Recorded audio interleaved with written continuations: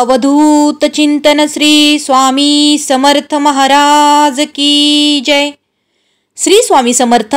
सर्वात आधी आपल्या स्वामी भक्ती या चॅनलवर तुमच्या सर्वांचं खूप खूप मनापासून स्वागत। तुम्ही अनेक वेळा ऐकलं असेल की चांगल्या लोकांच्या जीवनातच नेहमी काहीतरी अडचणी येत असतात। तुम्ही स्वतःही हे अनुभवलं असेल। चांगले कर्म करणाऱ्या चांगल्या लोकांना नेहमीच कसला न कसला त्रास सहन करावा लागतो। प्रत्येकाला जीवनाच्या एका वळणावर वाटतंच की मी कुणाचं वाईट केलं नाही, कुणाशी वाईटही वागलो नाही, तरी माझ्यासोबत देव वाईट का वागतो, असे विचार अनेकांच्या मनात येत असतील। याचं उत्तर श्री स्वामी समर्थ महाराजांनी महाभारतातील एका कथेतून दिलं आहे। आता ही कथा अशी आहे की एकदा अर्जुन श्रीकृष्णाला विचारतात की हे वासुदेवा, नेहमी खरं आणि चांगलं वागणाऱ्या माणसासोबतच वाईट का होतं? या प्रश्नावरून श्रीकृष्णाने अर्जुनाला एक गोष्ट सांगितली, ज्यामध्ये जीवनातील प्रत्येक गोष्टीचं उत्तर दडलेलं आहे। चला तर बघूया ती गोष्ट कोणती आहे। कथेची सुरुवात करताना श्रीकृष्ण म्हणाले, एका गावात दोन व्यक्ती राहत असतात। एक असतो व्यापारी, जो नेहमी खरं बोलत असतो आणि चांगलं वागत असतो। हा व्यक्ती नेहमी देवाची भक्ती करायचा। तो दररोज मंदिरात जायचा आणि दानधर्मही करायचा। दररोज देवाची पूजा करायचा। हा व्यक्ती सर्व चुकीच्या कामापासून दूर राहायचा। आता दुसरीकडे दुसरा व्यापारी हा पूर्णपणे विरुद्ध स्वभावाचा होता। तो वाईट प्रवृत्तीचा होता, वाईट संगतीत होता आणि व्यसनी होता।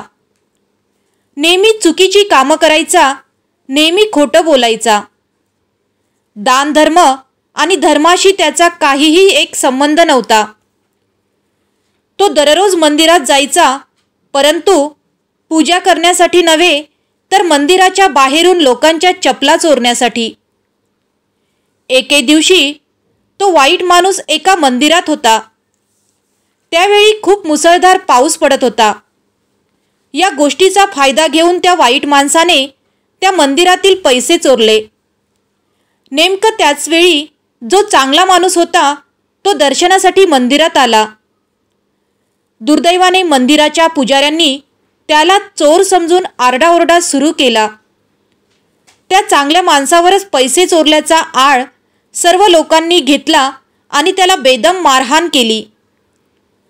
तो चांगला माणूस कसाबसा त्या मंदिरातून बाहेर पडला। तिथेही सर्वजण त्याच्या मागे धावू लागले। मंदिरातून बाहेर रस्त्यावर येताच एका बैलाने त्या भल्या माणसाला ठोकर दिली। तो गंभीर जखमी झाला। त्याच वेळी वेळेचा फायदा घेऊन वाईट मनुष्य मंदिरातले चोरलेले पैसे घेऊन निघाला। तितक्यात त्याला वाटेत पैशाने भरलेले आणखी एक पोतं आढळून आलं। ते पाहून तो म्हणाला, आजचा दिवस किती चांगला आहे। आधी मंदिरात पैसे मिळाले आणि तेथून बाहेर पडल्यावर लगेच रस्त्यावर देखील आपल्याला पैसे मिळाले।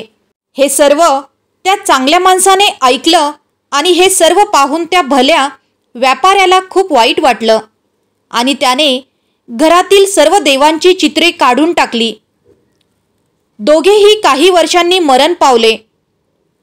मृत्यूनंतर ते यमराजाच्या समोर गेले, तेव्हा चांगल्या माणसाने त्यांना प्रश्न विचारला की मी तर नेहमी चांगली कर्म केली आहे, नेहमी चांगलं वागलो आहे, तरी माझ्या वाट्याला दुःखच का आले? मला सारखा अपमान का सहन करावा लागला? या प्रश्नावर उत्तर देताना यमराज म्हणाले, हा तुझा गैरसमज आहे। ज्या दिवशी तुझा अपघात झाला तो दिवस तुझ्या आयुष्याचा शेवटचा दिवस होता, पण तुझ्या चांगल्या कर्मामुळे तुझा मृत्यू झाला नाही। तुला फक्त किरकोळ दुखापत झाली। दुसरा वाईट व्यक्ती मनुष्य आहे, त्याला राजयोग प्राप्त होणार होता, पण त्याच्या चुकीच्या कर्मामुळे तो एका पोतभर पैशाच्या चोरीत परावर्तित झाला। भगवंत तुमची साथ कधी आणि कोणत्या स्वरूपात देईल हे सांगणं कठीण आहे. तुम्ही चांगले कर्म करत राहिलात तर भगवंत नक्कीच तुम्हाला त्याचं चांगलं फळ देत असतो, पण आपल्याला ते समजत नाही. वाईट कर्माची फळं नेहमी वाईटच मिळत असतात. अशा लोकांना आयुष्यात कधी शांतता लाभत नाही. समाजात मान सन्मान मिळत नाही.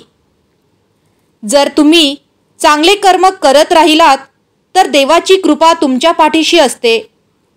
म्हणूनच आपण चांगली कर्मे करत राहिली पाहिजे. यामुळे तुमच्यावर मोठं संकट येणार असतं, पण देव ते छोटं करून तुमच्या जीवनात देतो. त्यामुळे नेहमी चांगले कर्म करत राहा, नेहमी खरं बोलत राहा, नेहमी चांगल्या लोकांच्या संगतीत राहा, कारण या सर्वांचा हिशेब देवाकडे असतो आणि याचं चांगलं फळ आपल्याला वेळोवेळी मिळत राहतं. श्री स्वामी समर्थ. श्री गुरुदेव दत्त.